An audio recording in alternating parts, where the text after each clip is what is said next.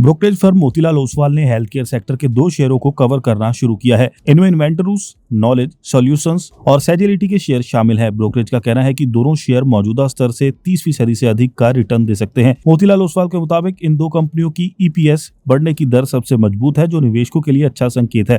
मोतीलाल ओसवाल ने इन्वेंटरूस knowledge solutions के share को बाय रेटिंग के साथ कवर करना शुरू किया है और इसके लिए टारगेट प्राइस 2160 रुपए रखा है। ये इसके शेयर में मौजूदा स्तर से करीब 32% की बढ़त का अनुमान है।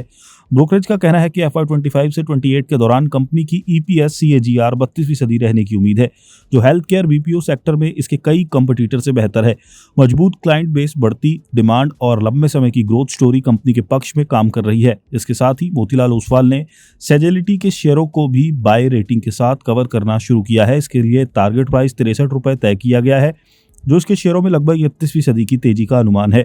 ब्रोकरेज का कहना है कि FY25 से 28 में कंपनी की ईपीएस लगभग 31% CAGR से बढ़ने का अनुमान है। क्लाइंट एक्सपेंशंस और स्थिर ग्रोथ विजिबिलिटी को कंपनी की सबसे बड़ी ताकत बताया गया है। दूसरी ओर एनडीजीनी को मोतीलाल ओसवाल ने न्यूट्रल रेटिंग दी है और इसके लिए 595 रुपए का टारगेट प्राइस तय किया गया है। ये इस मौजूदा स्तर से करीब 13% के रिटर्न का अनुमान है। ब्रोकरेज का कहना है कि एनडीजीन की ईपीएस ग्रोथ अपने सेक्टर की बाकी कंपनियों की तुलना में धीमी है, इसलिए रेटिंग को न्यूट्रल रखा गया है। मोतीलाल की रिपोर्ट में कहा गया है कि सेजिलिटी, इंडेजीन और आईकीएस भारतीय बीपीएम और हेल्थ केयर आईटी सेक्टर के मजबूत प्लेयर्स के रूप में उभर कर सामने आया है। ये कंपनियां हेल्थ केयर और लाइफ साइंसेज सेगमेंट में अपनी पकड़ लगातार मजबूत कर रही हैं।